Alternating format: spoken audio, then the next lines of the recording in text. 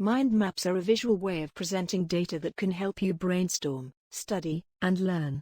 Using the mind map method, you can create an overview of topics and how they are each related. If you are new to a subject, it can be challenging to identify the important ideas for the mind map.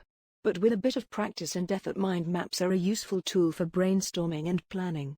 Mind maps can be used for lectures, independent research, and planning assignments.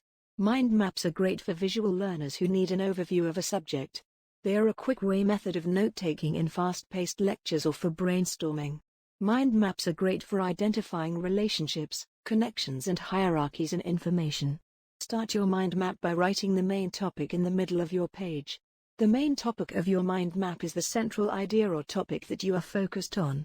Next, you must identify the subtopics that are closely connected to your main topic. The subtopics of your mind map are the category groups directly related to the main topic.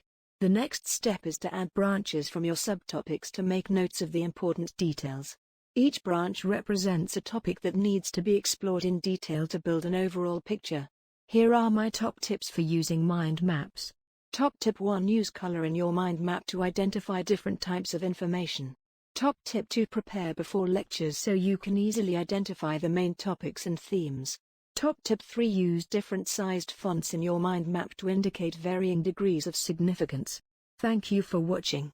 Subscribe to my channel for more on note-taking methods.